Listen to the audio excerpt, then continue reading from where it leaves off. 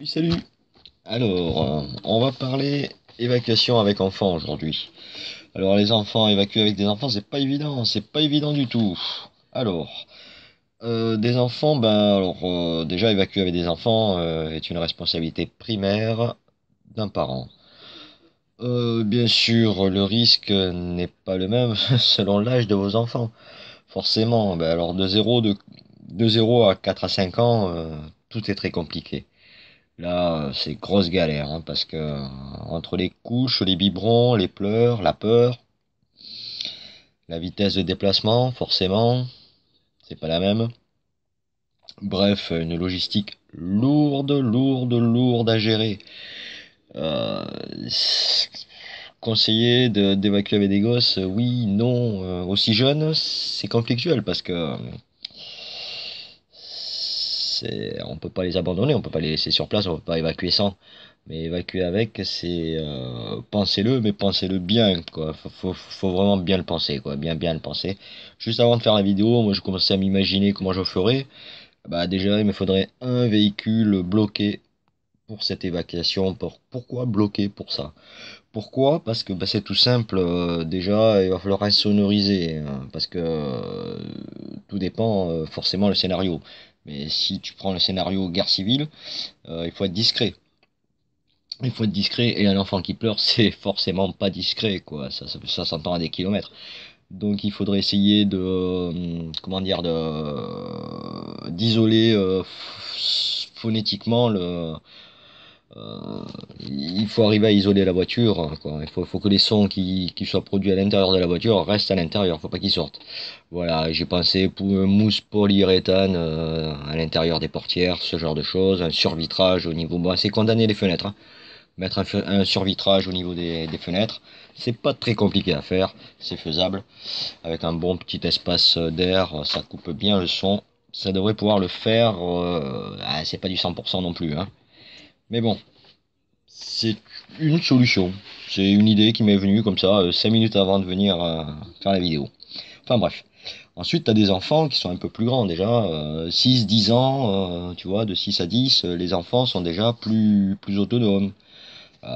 Néanmoins, il faut quand même bien gérer leur sac parce que leur donner un maximum d'autonomie à l'intérieur du sac, hein, qu'ils puissent se démerder au cas où vous êtes séparés, quoi. Parce que dans ta fuite, que ça soit dû à un effondrement économique, à une guerre, à une catastrophe naturelle, il se peut que vous soyez séparés, hein, ça arrive, hein, je veux dire. C'est c'est pas à exclure du tout même, hein. C'est même à envisager fortement. Donc la séparation, tu risques d'être séparé. C'est pour ça que dans les sacs, il faut tout leur mettre, quoi. Il faut quasiment le même sac que toi. Pratiquement à quelque chose près. Et donc au niveau poids, justement là, c'est ce que j'étais en train de regarder moi parce que mes enfants sont dans cet âge-là. Non, non, je suis un peu plus.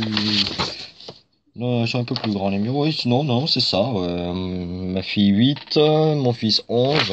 Ouais, c'est ça, ils sont dedans, quoi. Alors, c'est vrai que leur sac, là, je suis en train de revoir leur sac. Je suis en train de le revoir complet parce que niveau poids, ça me plaît pas. C'est beaucoup trop lourd pour eux. Donc, il va falloir que à la limite, parce que, en plus, j'y ai mis quasiment que le nécessaire. Donc, c'est ça le truc, c'est que d'arriver à l'alléger, ça va pas être facile du tout. Ouais, donc gérer ça, les sacs à dos, au niveau du poids, hein, surtout au niveau du poids, et qu'ils soient aussi autonomes.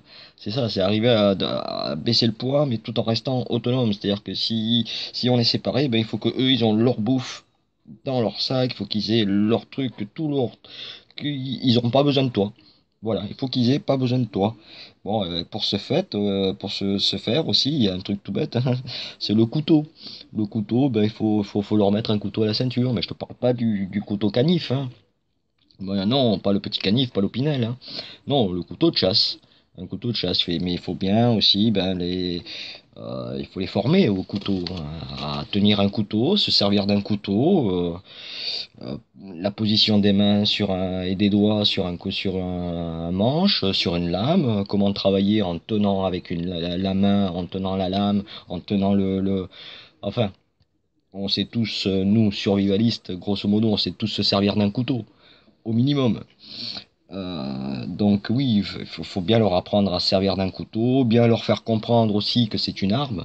C'est un outil, mais c'est aussi une arme, et c'est une arme létale. Alors attention quand même. Quand vous leur donnez les couteaux, ne leur donnez pas comme ça, tiens, démerde-toi. Non, non, non. Tu leur donnes, tu travailles avec eux, tu t'entraînes avec eux, tu prends un bout de bois, pim pam, tu leur fais tailler du bois, tu leur fais faire un peu de bâtonnage, un peu de ceci, un peu de cela. Et toujours, il faut que tu sois là, toujours constamment avec eux pour le faire, pour l'entraînement. C'est essentiel. Voilà, si tu t'écartes, tu leur dis, bon, tu me fais ci, tu me fais ça, il faut qu'ils te le fassent. Faut pas que tu interviennes. Faut pas que tu interviennes. Le but, c'est qu'ils soient autonomes de ce côté-là. Voilà. Donc, il faut bien leur apprendre à manier le couteau. Voilà. Ensuite, d'ailleurs, moi, ils en ont trois, hein, trois chacun, hein. Et j'ai deux enfants, ils ont tous les deux trois couteaux de chasse sur eux. Enfin, un à la ceinture et deux dans les sacs. Ensuite, ils ont ben, aussi deux canifs, hein, deux petits opinels. Enfin, un opinel taille 8 et un opinel taille 6, si je dis pas de bêtises. Celui-là, le taille 6, il est avec la gourde à la ceinture, de manière que ben, ils perdent leur couteau ou quoi. Ben, et au moins, ils ont toujours un petit canif avec eux, voilà, dans la poche de la gourde. Un tout petit canif, un taille 6. Ça prend pas de place, c'est hop, c'est glissé dedans, c'est hip-hop. Voilà. Ensuite, oui, il faut bien leur faire comprendre quand même que c'est une arme létale. Ça peut faire beaucoup de mal, ça peut tuer. Voilà. Et il faut qu'ils savent aussi ben, bouger le couteau, pas forcément pour couper un bout de bois, mais pour se défendre. Et oui, parce que imagine ben, dans ta fuite, pour X raison que ce soit catastrophe naturelle ou pas, il va bien falloir qu'à un moment, si vous êtes séparés, que eux, de leur côté, ils sauvent leur peau. Et sauver leur peau, c'est savoir se servir d'un couteau. Parce qu'à un moment, peut-être que eux, ils vont devoir bah, se servir de leur couteau pour impressionner quelqu'un, ou carrément pour se défendre, pour planter, peut-être, ou taillader. C'est une éventualité. Parce qu'ils vont devoir être prêts. Parce que si toi, t'es pas avec eux, c'est pas toi qui vas pouvoir les aider, hein. Toi, t'es pas là, toi, hein. Eux, voilà, vous êtes séparés parce que ben, vous traversez un pont. Tiens, on traverse un pont. Euh, Toi, tu passes en premier pour bien vérifier qu'on ne sait jamais, ben, qu'il n'y ait pas de danger. Donc, pas forcément un grand pont, hein, même un petit pont de bois ou quoi. Enfin, les petits ponts, un petit pont. Et ben, le pont il pète, juste toi t'es passé. Toi t'es passé, le pont il pète. Putain, tes gosses ils sont de l'autre côté, comment ils font? Comment tu fais toi? Et c'est là que eux ils doivent être autonomes. Ils doivent longer la rivière, enfin l'endroit où c'est où il y avait le pont, ils doivent longer et ils doivent se démerder sur l'autre rive tout seul parce que toi t'es plus là. Toi t'es de l'autre côté. Voilà. Donc bien leur apprendre à manier une arme. Ensuite, t'as quoi? T'as les enfants de 10, 15 ans. Là, bon nombre d'entre eux sont déjà bien autonomes. Le plus dur avec les ados, c'est leur impulsivité. Voilà, toute situation, eux, ils vont se dire, bon, bah, moi j'y vais, je fonce, moi je vais leur niquer, moi je vais les niquer leur mère, moi, j'y vais, hein. Le gamin, lui, il aura pas peur, hein. L'ado, il aura pas peur d'aller se foutre dans une situation à la con, où il ne pourra pas s'en sortir, mais lui, il aura pas vu. Donc c'est à toi de calmer ton gosse, quoi, de calmer ton ado, et puis voilà, quoi. Bon, c'est pas évident, mais il faut les contrôler. J'aime pas ce terme, mais il faudra apprendre à contrôler tes gosses, quoi. À contrôler enfin pas les gosses, parce que 10, 15 ans, ouais, c'est encore des gosses, mais 13, 15, c'est déjà plus des ados, quoi. Ils sont déjà vachement autonomes, hein. Bon, alors, ouais, mais il va falloir les contrôler au niveau impulsivité, tout ça. Là, ouais, bien les contrôler parce que là, ça peut faire mal, quoi. Là, s'ils vous échappent, ils partent, t'as un conflit avec un autre groupe ou quoi que tu croises et puis bah, ça se passe mal. Il va falloir le gérer, ça. Et si ça se passe mal, toi, t'arrives à le gérer avec le verbe. Tu vas arriver à gérer la situation avec le verbe. Eux, pas forcément, eux vont peut-être se serrer les poings et bim, hein, tout simplement, quoi, hein. Je veux dire, c'est des ados, ne l'oublie pas, c'est... Voilà. Donc à bien gérer leur colère, leur haine, leur impulsivité, tout ça. Et bien sûr leur peur, parce que aussi, c'est quand même des gosses, ils vont quand même avoir peur. Toi aussi d'ailleurs, tu auras peur, hein. Voilà. Ensuite, ensuite il te reste les 15-18 ans. Ben là, là, les 15-18 ans, ben, je vais te dire, c'est quasiment des hommes. Et surtout en cas d'effondrement de la normalité, ben, à la limite, c'est plus tes enfants, quoi, hein. C'est des compagnons de route. Voilà, c'est des compagnons. Et à la limite, c'est plus des enfants, quoi. Là, il faudra ouais, limite, ne plus les considérer comme des gosses. Ils sont aptes à préparer leur sac eux-mêmes. Ils sont aptes à gérer le poids, à gérer ce qu'ils ont besoin, pas besoin. Donc déjà, au niveau toi, organisation, déjà, ça te fait déjà un poids en moins, tu vois, par rapport, on reprend avec les plus petits, de 0 à 4-5 ans, c'est pas du tout le pareil, quoi, c'est pas du tout la même, hein. Même de 10 à 15, c'est déjà pas la même, hein. Chaque tranche est bien différente. Donc, si vous avez des enfants, pour évacuer avec eux, c'est très compliqué. C'est très compliqué. Moi, je me casse la tête à me faire des scénarios, à imaginer un maximum de situations possibles et imaginables, parce que ben, c'est des gosses sont imprévisibles. Et voilà, et comme je l'ai dit tout à l'heure, moi, les miens, ils ont 8 et 11 ans. À 8 et 11 ans, ben, tu t'arrêtes pour regarder un nuage qui passe, tu t'arrêtes parce que t'as mal aux pieds, tu t'arrêtes pour un oui ou pour un non, tu vas râler, puis ta vitesse, bon, c'est pas la même que toi, même si ça peut marcher vite quand même à cet âge-là, pas forcément longtemps, c'est ça aussi, c'est que ben, il va falloir te déplacer, puis prendre en considération que toi, tu vas pouvoir faire 10, 20, 30 kilomètres. Les gosses, ils pourront pas en faire autant, hein. Ils pourront pas, et puis tu pourras pas les porter parce que tu as ton sac à dos, ils ont leur sac à dos, tu pourras pas les porter. Donc, voilà, c'est vraiment pas facile à gérer les gosses en évacuation, hein. Voilà, je plains tous les autres comme moi, parents, qui doivent le penser. Puis vous qui n'êtes pas parents, vous qui n'êtes pas, qui n'avez pas d'enfants et qui êtes survivaliste et qui est peut-être dans le groupe dans lequel vous allez partir, et ben peut-être qu'il y aura des gosses. Et ben n'oubliez pas que ça dépend du scénario qui se passe. Ces gosses-là peuvent très bien devenir les vôtres. Peuvent très bien devenir les vôtres parce que vous avez commencé l'évacuation avec eux, avec leurs parents et tout. Mais dans l'évacuation, ben, les parents sont soit séparés, se sont séparés du groupe. Comme tout à l'heure, j'ai pris l'exemple du pont. On peut reprendre le même, hein. Et ben, c'est toi qui vas devoir gérer les gosses des autres. Voilà, alors que toi, t'as pas l'expérience des enfants. Voilà. Donc ça aussi,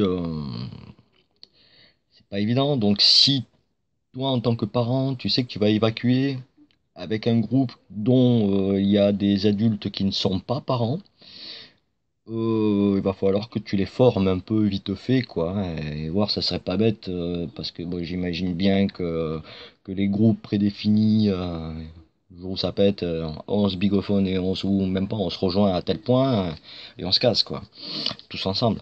Mais bon, avant de faire ça, il y a bien des phases d'entraînement. Et dans ces phases d'entraînement, n'oubliez pas, vous, parents, à former les non-parents à prendre votre place. Voilà, à prendre votre place. Tout simplement, c'est eux pendant une journée ou deux. Voilà, vous partez pour un week-end et puis pour ce week-end-là, c'est pas toi le papa, c'est pas toi la maman. Non, non, c'est ton voisin, voilà, qui est pas du tout, qui est pas du tout parent, qui est peut-être un trentenaire complètement fêtard. Ben, il va falloir le former vite fait à ce qu'il soit, avoir des responsabilités de papa et de maman à la fois. Voilà, moi je suis un papa solo, je vis ça tous les jours. Tous les jours, je suis papa, je suis maman et je suis pote de mes enfants. Voilà, tous les jours. Et croyez-moi, c'est pas évident d'arriver à faire la part des choses, hein. Des fois sur des bêtises de gosse, on sait pas si on doit réagir en tant que père ou en tant que mère. Voilà, parce qu'un père ne réagit pas de la même manière qu'une mère. Et moi, en tant que papa solo, ben, des fois, il faut que je pense comme une femme. de manière à ce que mes enfants, ben, c'est conflictuel, comme ça en 30 secondes tu peux pas l'expliquer. Tu peux pas l'expliquer en 30 secondes comme ça. Voilà. Donc oui, ben ouais, leur donner un maximum d'autonomie et puis essayer de leur apprendre un maximum de choses que si toi t'es pas là, ben il va falloir que eux ils se démerdent et n'importe quel âge qu'ils ont.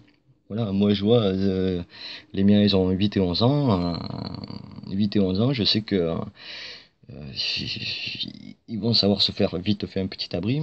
J'ai plus confiance en fait à ma fille qui est plus jeune que mon fils. Pour tout ce qui est montage de camp, préparation du feu, tout ça. Pourquoi? Bah, tout simplement parce que elle s'y intéresse vraiment. Elle est vraiment à fond là-dedans. Elle s'y éclate. Ça l'amuse. Tu vois, apprendre à faire des nœuds, apprendre à couper du bois de telle manière, en pointe, pas en pointe, en biseau, pas en biseau, euh, fabriquer une lance, fabriquer ceci, cela. Ça lui plaît, ça l'éclate. Tant mieux. Mon fils, lui, n'en a rien à foutre. Lui, pour le moment, c'est tout ce qui lui compte, tout ce qui l'importe, c'est sa manette de jeu. Ça m'énerve un peu, beaucoup, mais bon, c'est comme ça.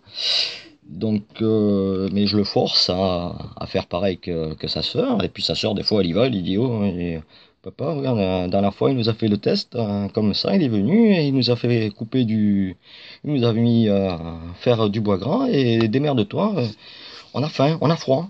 Allez, allume le feu. Vas-y, j'ai faim, j'ai froid, merde. Allez, Et mon fils, il était là, clac, clac, et il avait les boules parce qu'il n'arrivait pas à allumer son feu. Ma fille est arrivée, elle a mis deux coups de Fire Steel, pim pam, elle a allumé le machin, hip hop. Pouf.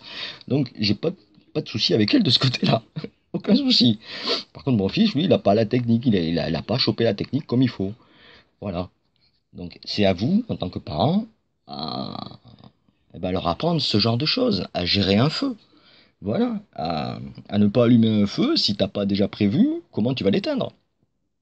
C'est tout con parce que tu sois dans un vieux bâtiment à l'abri, que tu te mettes à l'abri dans un vieux bâtiment délabré ou en forêt ou putain, ou j'en sais rien quoi, là où tu te trouveras au moment où tu vas devoir faire un petit feu pour te réchauffer ou pour becter.